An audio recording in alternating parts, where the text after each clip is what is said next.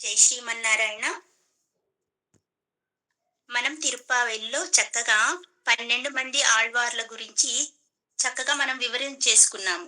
ఇంకా ఈరోజు మనకు గురు పరంపరలో ఉన్న నాథముని గారి గురించి, యామునాచార్యుల వారి గురించి కూడా తెలుసుకుందాం. ఎందుకంటే ఈ తిరుప్పావై ధనుర్మాసంలో మనం వాళ్ళని గుర్తు చేసుకోవడం అనేది మన యొక్క భాగ్యంగా భావించాలనమాట. అందుకని ముందు నాథముని గారి గురించి చెప్తాను నేను.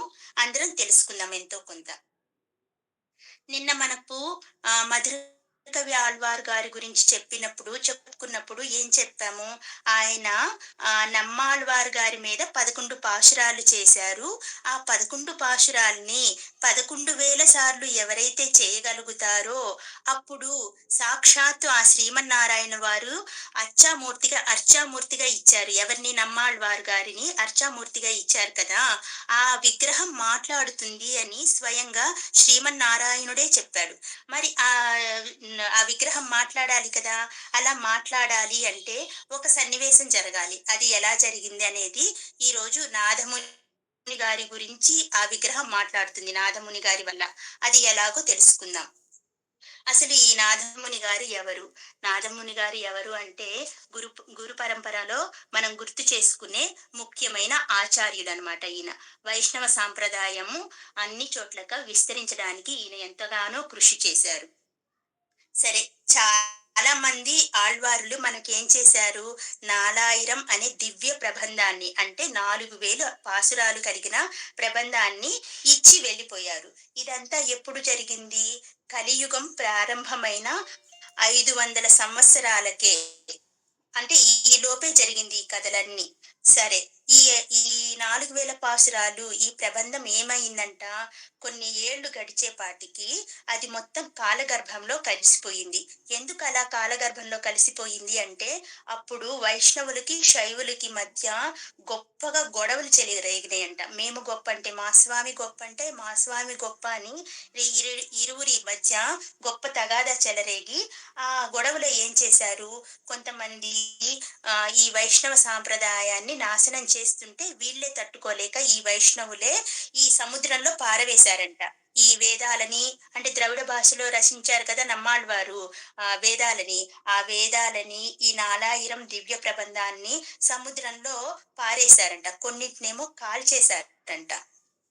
ఆ తర్వాత ఎక్కడో కొద్ది మంది దగ్గర, జనాల దగ్గర, కొంతమంది నోటి మీదే ఆ పాశురాలు కొంతమందికి కంఠస్థమై ఉంటాయి కదా!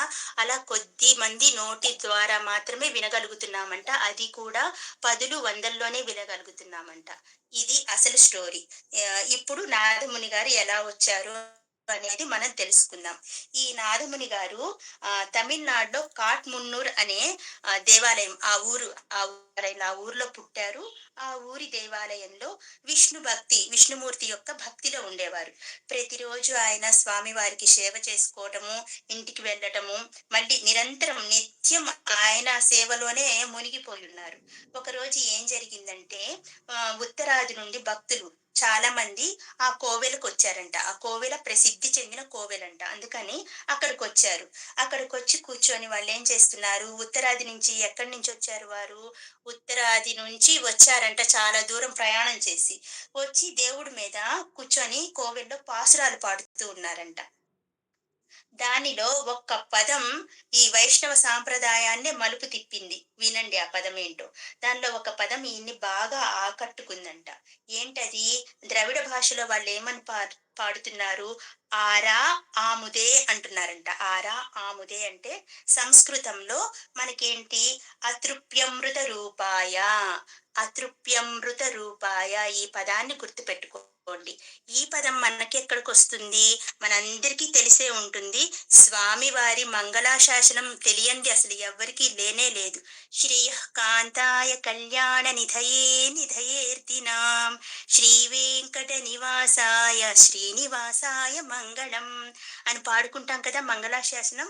ఆ మంగళాశాసనంలో 8వ పాదంలో ఇది వస్తుంది.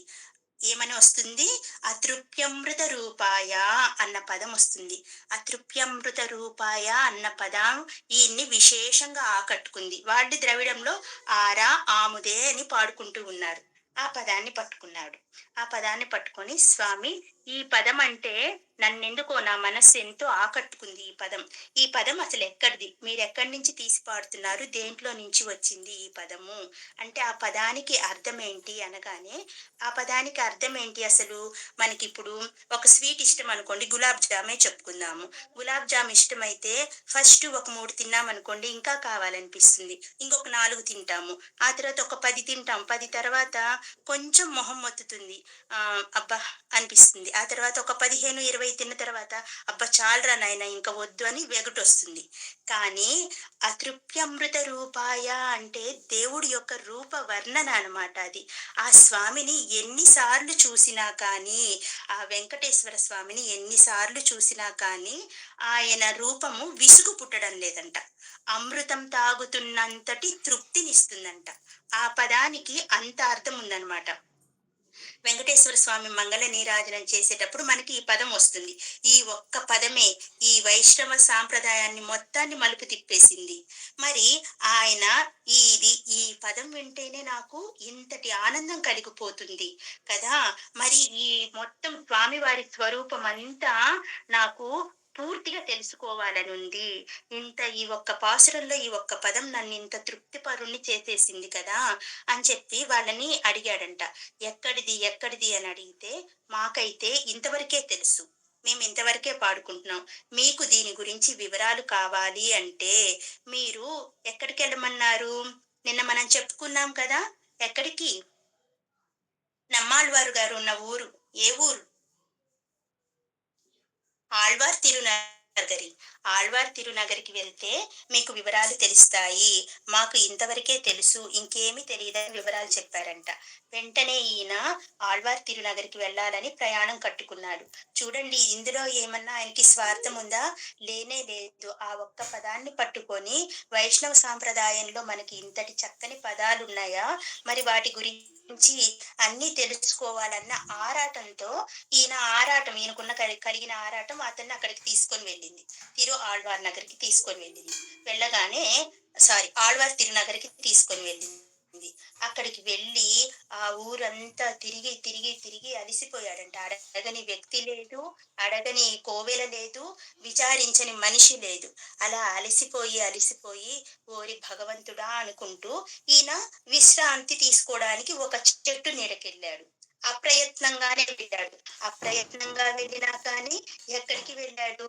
నమ్మాళ్వారు ఎక్కడైతే 32 సంవత్సరాలు ఒక చెట్టు తొర్రలో కూర్చొని అలా ధ్యాన స్థితిలో ఉన్నారో, 16 సంవత్సరాలు ధ్యాన స్థితిలో ఉన్నారు. ఆ తరువాత 16 సంవత్సరాలు ఎన్నో రచనలు చేసి తర్వాత కాలం చేశారు కదా! అనుకోకుండా అప్రయత్నంగా ఆ చెట్టు కిందే కూర్చున్నాడు విశ్రాంతి తీసుకోవడానికి. కూర్చొని అయ్యో స్వామి! నీ గురించి పూర్తి వివరాలు తెలుసుకుందామని నేను చేసే ఈ ప్రయత్నంలో ఎందుకు నాకింతటి అలసట కలుగుతుంది? ఏ ఒక్కరి నుంచి కూడా నాకు సరియైన వివరణ రావటం లేదు. ఏంటి స్వామి? అని చెప్పి అక్కడ కూర్చొని దిగులుగా కూర్చొనుంటాడంట. దిగులుగా కూర్చొనుండగానే వెంటనే అక్కడికి ఒక మనిషొస్తాడంట. ఎవరాయన? ఆయన పేరేంటి? ఆయన పేరు ఏదో ఉంది గుర్తు రావడం లేదు. ఒక వృద్ధుడు వస్తాడు. వృద్ధుడు వచ్చి అక్కడికి చెప్తాడు. సరే పేరు గుర్తు రావడంలా. ఒక పెద్దాయన వచ్చి వెంటనే అక్కడికి, "బాబు నువ్వు దేనికోసం వెతుకుతున్నావు? ఎందుకు నీ ఆరాటం?" అనగానే ఆయన చెప్పాడంట. "నాకు ఈ పదం లభించింది. ఈ పదం ఎక్కడిదో తెలుసుకోవాలని నేను ఆరాట పడుతున్నాను" అని చెప్పాడంట. చెప్పగానే ఇది నమ్మాళ్వార్ గారు రచించిన 100 పాటలలో ఒక పత్తిలోనిది ఈ పాట. అంటే పత్తి అంటే 10 పాటల్ని కలిపి ఉన్నదాన్ని పత్తి అంటారనమాట. దాంట్లో నుంచి దానిలో పదం ఈ పదము అని అడగగానే, "మీకు తెలుసా? మీకు తెలిస్తే నాకు చెప్పండి. నేను వెంటనే కూర్చొని రాసేసుకుంటాను" అని చెప్పి గబగబా అడిగారంట. ఆతృతతో అడిగారంట. "మీకు తెలుసా? అబ్బా! నాకెంత సంతోషమేస్తుందో మిమ్మల్ని చూస్తుంటే. చక్కగా మీరు చెప్పండి నేను రాసేసుకుంటాను" అని వెంటనే కింద కూర్చున్నాడంట. కూర్చోగానే, "అయ్యయ్యో! నాకు తెలీదండి. నాకు తెలిసిన కొంతవరకేను. కాకపోతే అది తెలుసుకునే మార్గాన్ని నేను మీకు చెప్తాను. ఆ మార్గంలో వెళ్ళండి మీకు తెలుస్తది" అన్నారంట. ఇంతకు మీరెవరు అంటే, "నేను మధుర కవి ఆళ్వార్ వంశానికి చెందిన వాడిని. ఆయన మాకు ముత్తాత అవుతాడు. ఆ ఆళ్వార్ వంశం నుండి వచ్చిన నేను ఆయన రాసిన 11 పాసురాల గురించి వివరణ చెప్తాను.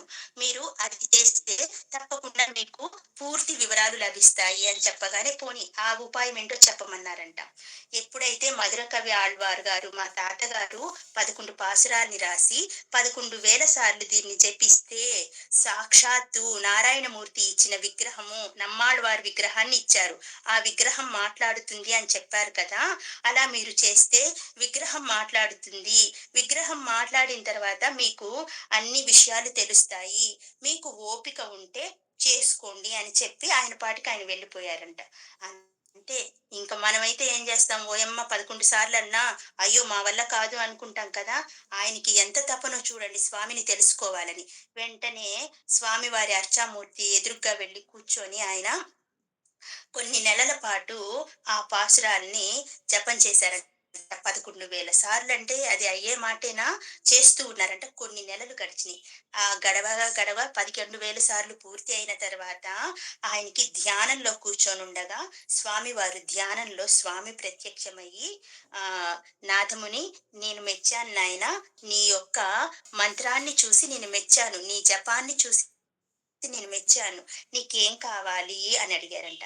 అడగగానే ఆయన ఏమన్నారు, స్వామి, ఇప్పుడు మీరు రచించిన ఆ 4,000 పాశురాలు నాకు కావాలి.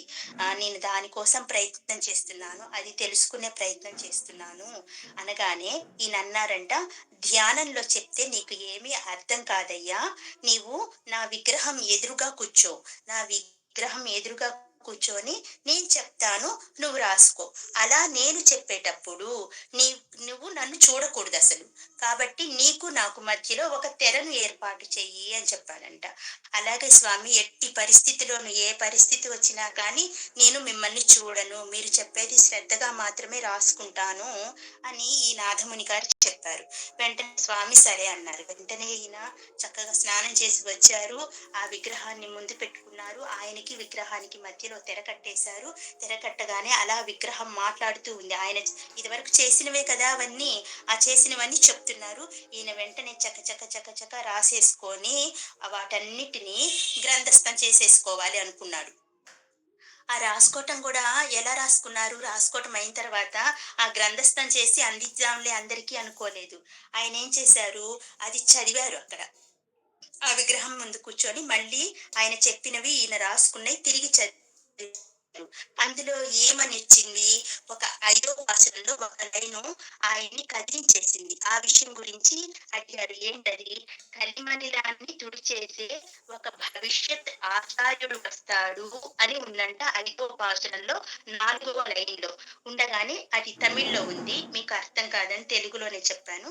కలిమలినాన్ని తుడిచేసే ఒక భవిష్యత్ ఆచార్యుడు వస్తారు అని ఆ పాశురంలో మీరు చెప్పారు కదా స్వామి. ఎవరా భవిష్యత్ ఆచార్యుడు అని అడిగాడంట వెంటనే. అడగగానే నమ్మాళ్ళు వారు మురిసిపోయారంట. మురిసిపోయి, మంచి ప్రశ్న వేశావు నాయనా. ఊరికే చదువుకున్నామా వెళ్ళామా అని కాకుండా అన్ని తెలుసుకోవాలి అని నువ్వు ప్రయత్నిస్తున్నావు. సరే చెప్తాను విను అని దాని గురించి, ఆ విగ్రహం గురించి చెప్తున్నారు. ఏమని? మనం నిన్న చెప్పుకున్నాం కదా! ఏంటి, నమ్మాళ్వారు శరీరాన్ని వదిలే ముందు మధుర కవి గారు ఏడుస్తూ ఉంటే అతన్నేం చెప్పారు? వెళ్లి నదికి వెళ్లి నీళ్లు తీసుకొనొచ్చి గుండిగలో నీళ్లు పోసి ఉడికించమన్నారు కదా! అలా మరగపెట్టినప్పుడు దానిలో నుంచి ఒక విగ్రహం వచ్చింది అని చెప్పుకున్నాం నిన్నటి స్టోరీలో. అది ఏం విగ్రహము? రామానుజ చతుర్వేది మంగళం భవిష్యత్ ఆచార్య విగ్రహం అని చెప్పుకున్నాము కదా! ఆ ఆచార్య విగ్రహం గురించి ఇప్పుడు ఇది ఆ ఆచార్యుల వారి విగ్రహమే అంట. మనల్ని కలి యొక్క మలినాన్ని తుడిచేసే విగ్రహం అది అని చెప్పారు. స్వామి, ఇది ఈ విగ్రహం ఇప్పుడు ఎక్కడ ఉంది స్వామి అని చెప్పారు. వెంటనే నేను అడిగాడంట. అడిగితే ఆ విగ్రహాన్ని ఇది కూడా, ఈ విగ్రహం కూడా ఈ గొడవల్లో హైడ్ అయిపోయిందంట. అంటే నిగూఢంగా రహస్యంగా వెళ్ళిపోయింది. ఈ విగ్రహం ఎక్కడుందో ఎవ్వరికీ తెలియదు. ఈ విగ్రహం గురించి అందరూ ప్రయత్నించి ప్రయత్నించి వేశారు పోయారంట. ఇది నమ్మాళ్వార్ గారి దగ్గర ఉండిపోయింది, నిగూఢంగా ఉండిపోయింది. ఇప్పుడు ఆ విగ్రహాన్ని తీసి ఆయన నాథమునికి అప్పగించారు. ఇదిగో ఈ విగ్రహం నీకు అప్పగిస్తున్నాను. నీ వల్లైతే ఏం కాదు. ఈ విగ్రహం యొక్క దివ్య రూపాన్ని నువ్వైతే చూడలేవు. నీ మనవడు నీ మనవడి కాలం వచ్చేసరికి నీ కాలమంతా గడిచిపోయి, నీ మనవడి కాలం వచ్చేసరికి, అప్పుడు దీని యొక్క ఉపయోగాన్ని యామునాచార్యుల వారి ద్వారా నీ మనవడైన అది నీ మనవడు చేస్తాడు ఆ దివ్య కార్యాన్ని అని చెప్పి ఆశీర్వాదాన్ని ఇచ్చాడు. ఈ దివ్య పురుషుడిని నువ్వు చూడలేవు. నీ మనవడు చూస్తాడు. ఆ కాలం వరకు వేచి ఉండవలసిందే అని చెప్పారంట. ఎందుకు అంతవరకు వేచి ఉండాలి? ఎందుకు అప్పుడే విగ్రహం యొక్క ప్రాముఖ్యత తెలుస్తుంది అంటే, కొన్నాళ్ళ తర్వాత ఈయనే చెప్పాడు నమ్మాళ్ళవారు. కొన్నాళ్ళకి వైష్ణవ సాంప్రదాయం అంతా తుడిచిపెట్టుకొని పక్కకెళ్ళిపోతుంది. అలా తుడిచిపెట్టుకొని పక్కకు వెళ్ళినప్పుడు ఈ ఆచార్యుడు వచ్చి మళ్ళీ వైష్ణవ సాంప్రదాయాన్ని నిలబెడతాడు. అది నువ్వు చూడలేవు అని చెప్పేసి ఆ విగ్రహాన్ని చక్కగా ఈయనకి అప్పగించాట. నువ్వు భద్రంగా దీన్ని కాపాడు, నీ పిల్లలకి ఇచ్చి కాపాడు అని చెప్పి ఇచ్చేసి వెళ్ళారు. సరే ఈయన మళ్ళీ ఆ విగ్రహాన్ని పట్టుకొని వాళ్ళ ఊరికెళ్ళి ఎప్పట్లాగే నారాయణుడు సేవ చేసుకుంటూ చక్కగా ఆ విగ్రహాన్ని భద్రపరుస్తూ ఉన్నాడు. ఈయనకి ఈయన గొప్ప రామభక్తుడు కూడా. అయితే ఒక రోజు ఈయన ధ్యానంలో కూర్చుంటూ ఈ రోజు నాకు రాముల వారి దర్శనం కావాలి అని కోరుకున్నాడు. ధ్యానానికి కూర్చునే ముందు అడిగారు, స్వామి మీ దర్శనం నాకు కావాలి అనుకుంటూ ధ్యానంలోకి వెళ్ళారు. విపరీతమైన ధ్యానంలోకి వెళ్ళిపోయారు. వెళ్ళిపోయేసరికి ఇంటి ముందుకి వాళ్ళ కూతురుంది ఇంట్లో ఆడుకుంటూ.